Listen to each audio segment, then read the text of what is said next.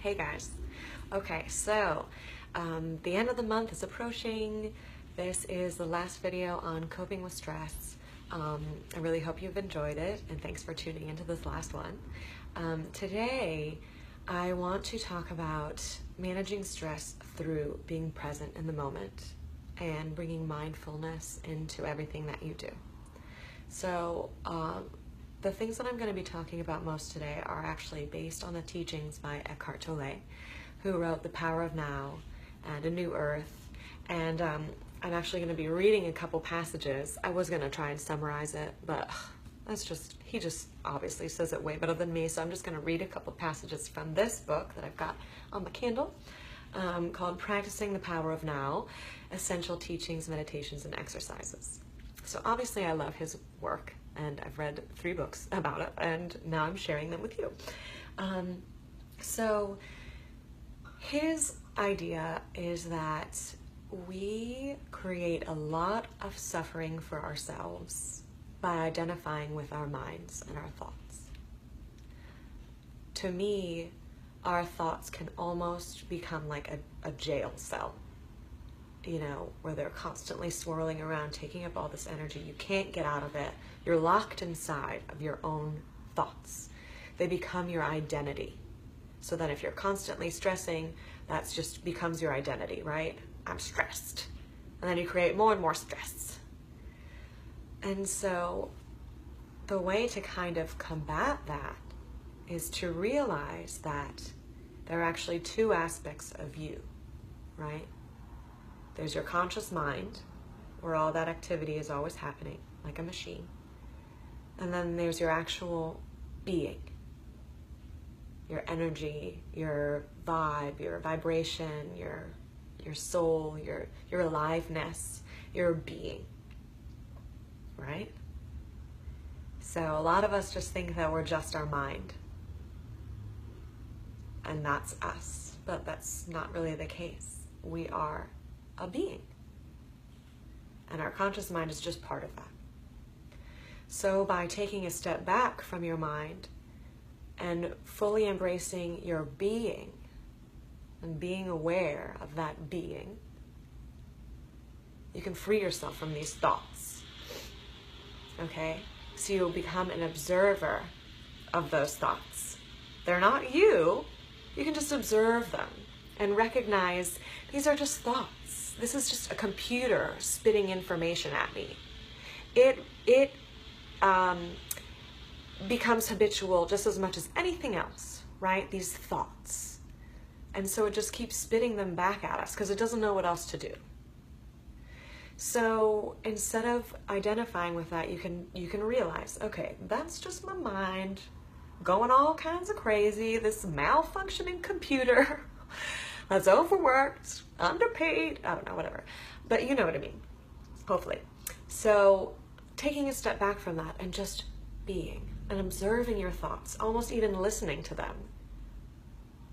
And then you're like, silly mind, I don't need to be thinking that. And that's when you get control. That's when you gain your power back. That's when you're at peace.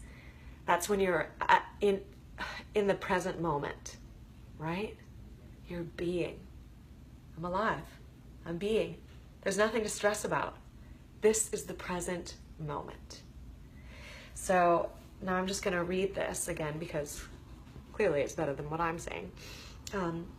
So when you listen to a thought, you're aware not only of the thought, but also of yourself as the witness of the thought. And a new dimension of consciousness has come in. So as you listen to the thought, you feel a conscious presence, your deeper self, behind or underneath the thought, as it were. The thought then loses its power over you and quickly subsides because you are no longer energizing the mind through identification with it. This is the beginning of the end of involuntary and compulsive thinking. Yay! When a thought subsides, you experience a discontinuity in the mental stream, a gap of no mind. At first, the gaps will be short, a few seconds perhaps, but gradually they'll become longer. And when these gaps occur, you feel a certain stillness and peace inside you. This is the beginning of your natural state of felt oneness with being, which is usually obscured by the mind. With practice, the sense of stillness and peace will deepen. In fact, there's no end to its depth. You will also feel a subtle emanation of joy arising from deep within, the joy of being. In this state of interconnectedness, you're much more alert, more awake than in the mind-identified state. You are fully present. It also raises the vibrational frequency of the energy field that gives life to the physical body. As you go more deeply into this realm of no mind, as it's sometimes called in the East, you realize the state of pure consciousness. In that state, you feel your own presence with such intensity and such joy that all thinking, all emotions, your physical body, as well as the whole external world become relatively insignificant in comparison to it. And yet this is not a selfish, but a selfless state. It takes you beyond what you previously thought as yourself. That presence is essentially you, and at the same time, inconceivably greater than you. Instead of watching the thinker, you can also create a gap in the mind stream simply by directing the focus of your attention into the now. Just become intensely conscious of the present moment. This is a deeply satisfying thing to do. In this way, you draw consciousness away from mind activity and create a gap of no mind in which you are highly alert and aware, but not thinking. This is the essence of meditation. So in your everyday life, I love this. This is now applying it and practicing it, right? You can practice this by taking any routine activity that normally is only a means to an end and give it your fullest attention so that it becomes an end in itself.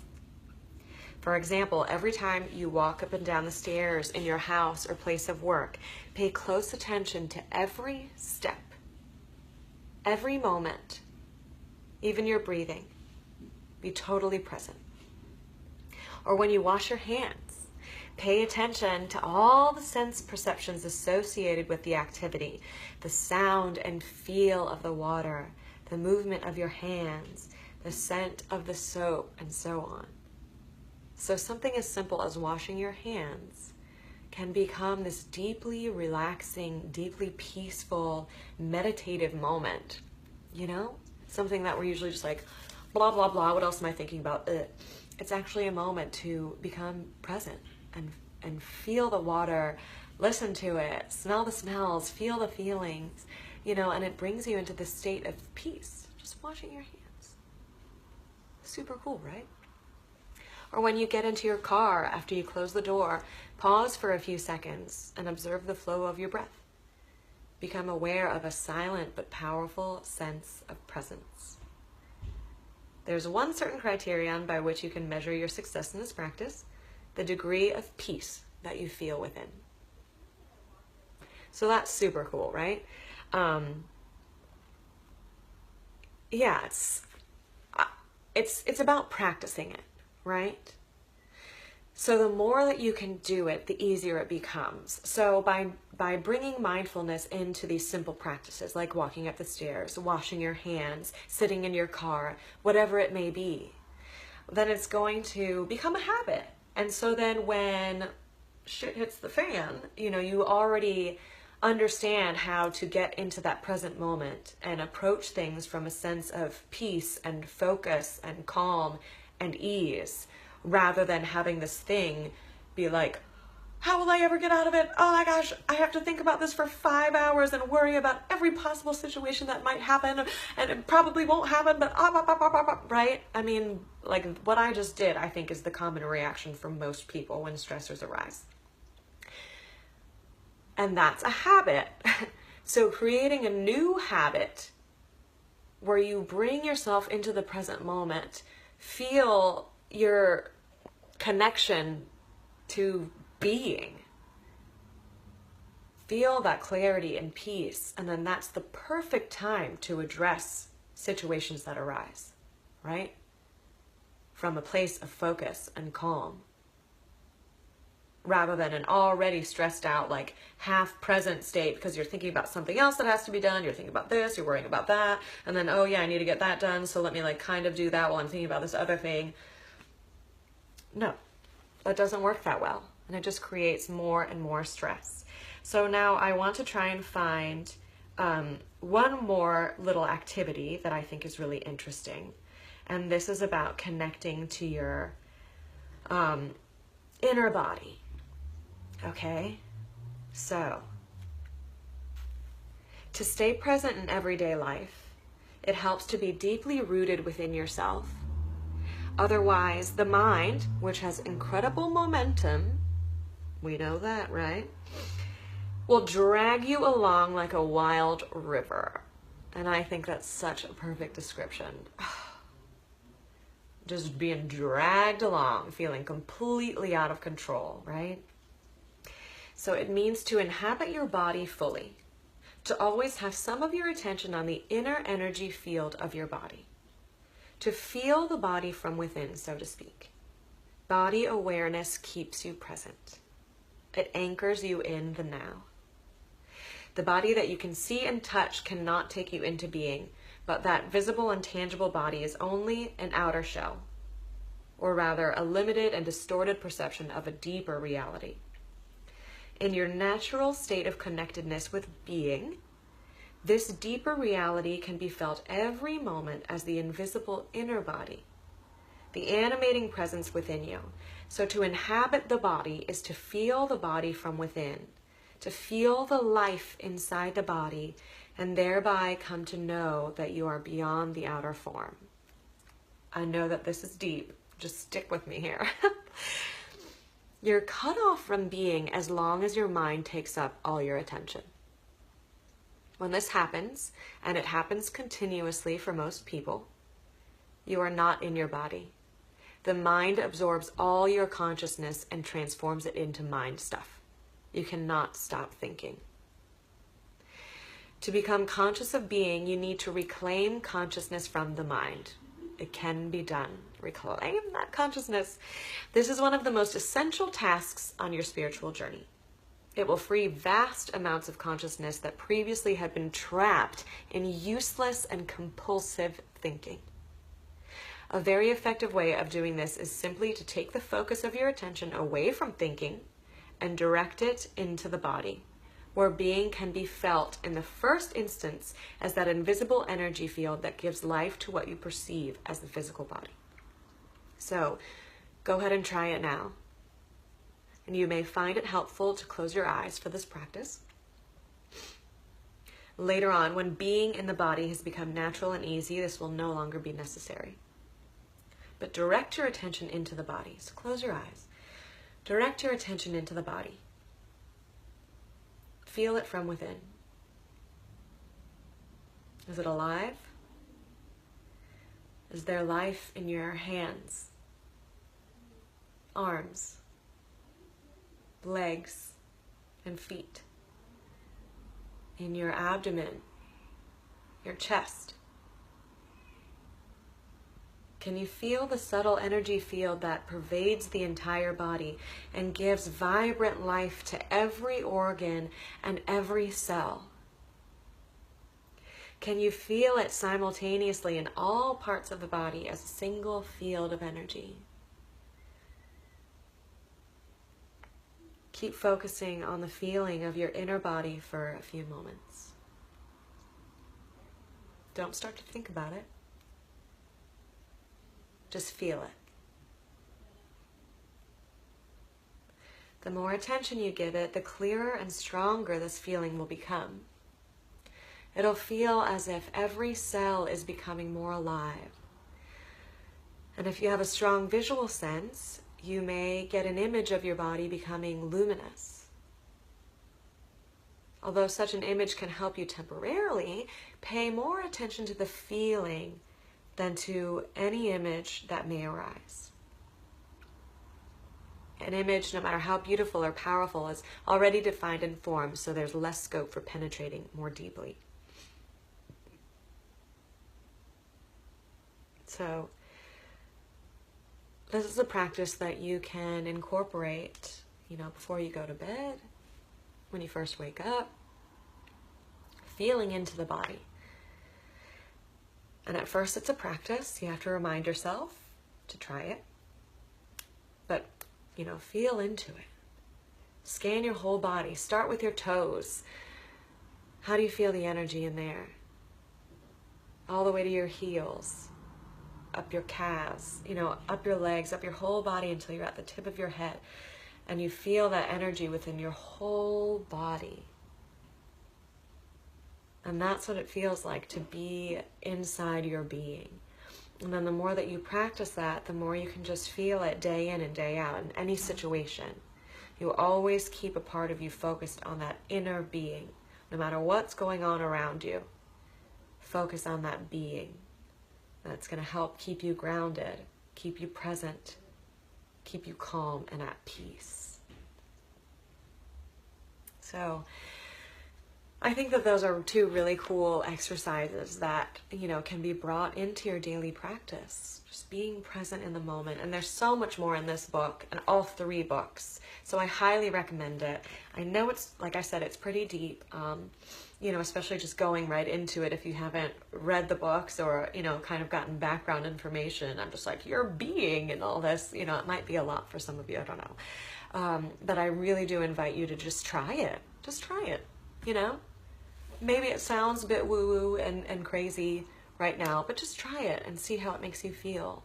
And just there's so much power in being aware and being mindful of everything that you do. So just to kind of, tie it all together from this month, I gave you, a few different ways of coping with stress, right? Managing it, coping with it, hopefully reducing it or, getting rid of it altogether. If that's even possible, I don't know. But it's a practice, right? It has to become a habit because just like, unconscious thinking, worrying, all those limiting self-beliefs, all of that stuff that's constantly swirling around in your head, those thoughts are habitual. Those are a habit that we create. So it's a matter of breaking that habit and building new habits. And in order to do that, you have to practice. You have to make time for these techniques. So how are you going to make time for them? Right? Write them in your schedule. Where can you fit them in? Where do you have 5 extra minutes, 2 minutes? Where can you do 5-5-7 breath before each meal? When you first wake up? Where can you feel into your being? How can you practice this? Because the more you practice it, the more that becomes a habit, and that becomes your way of thinking and being and functioning, rather than this crazy, stressed out lunatic that just can't have anything else on their plate, right? Or like they're about to cry and rip their hair out or whatever.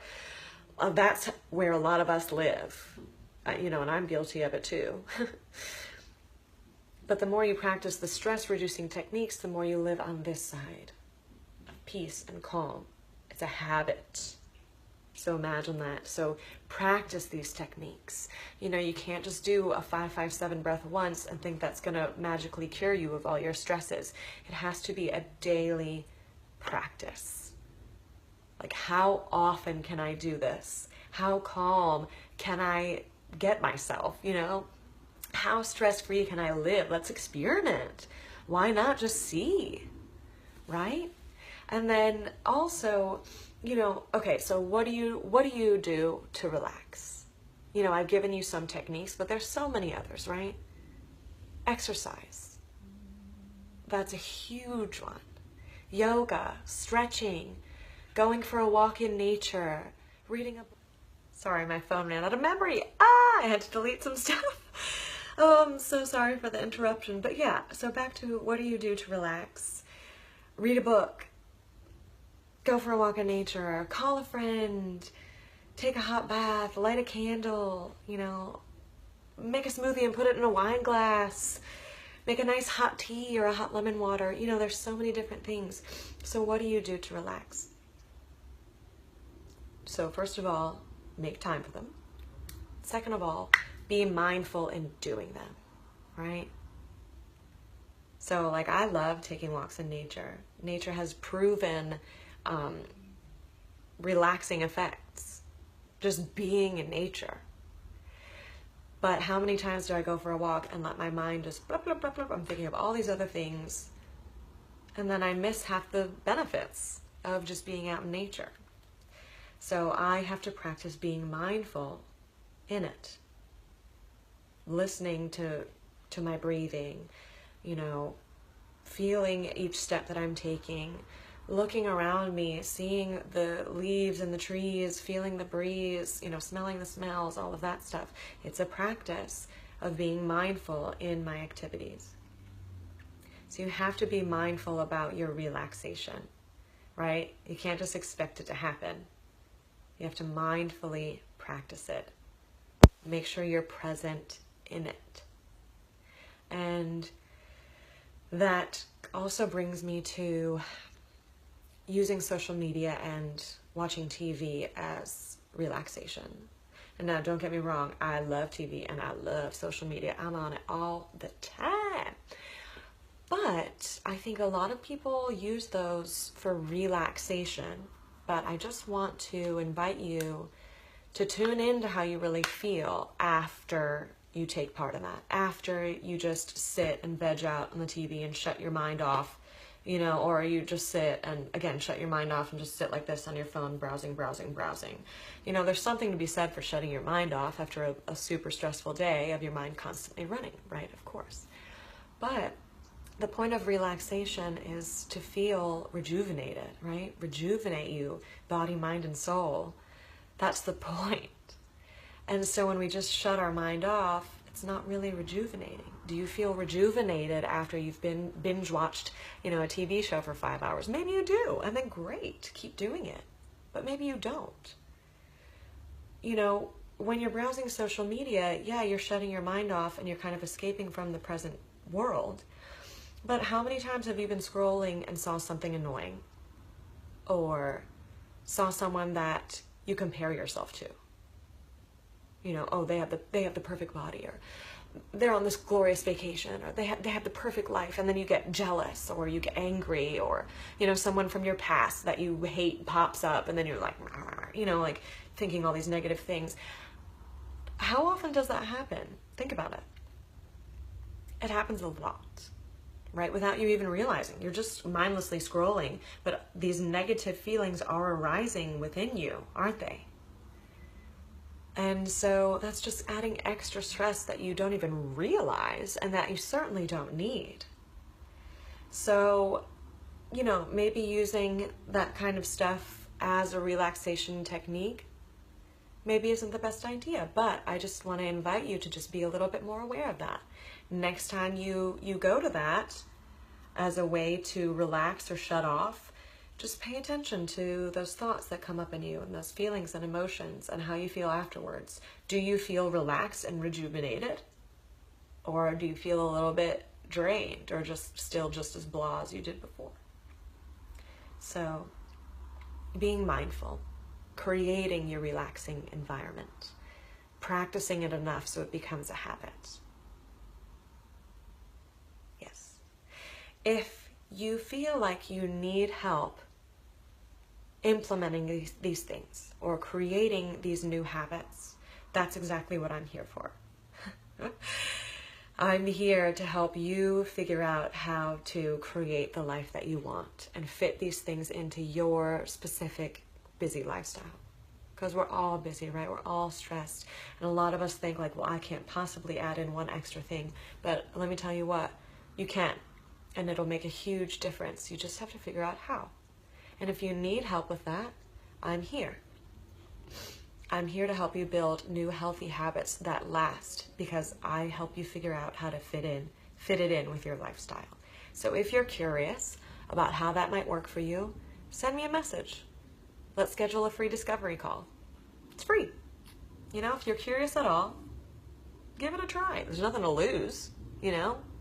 It's 45 minutes to an hour and it's free. So, yeah, if you're interested if you're interested in it at all, I need some more water. yeah, shoot me a message, head to my website, click on work with me, whatever works best for you. Let's get it scheduled.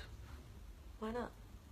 I hope you enjoyed this series. I really hope you take the time to incorporate these things into your daily life, as well as things that you naturally do to relax. Make time for them. They're so important. Even 5 minutes a day. Just find that time and mindfully relax. Live in the present moment.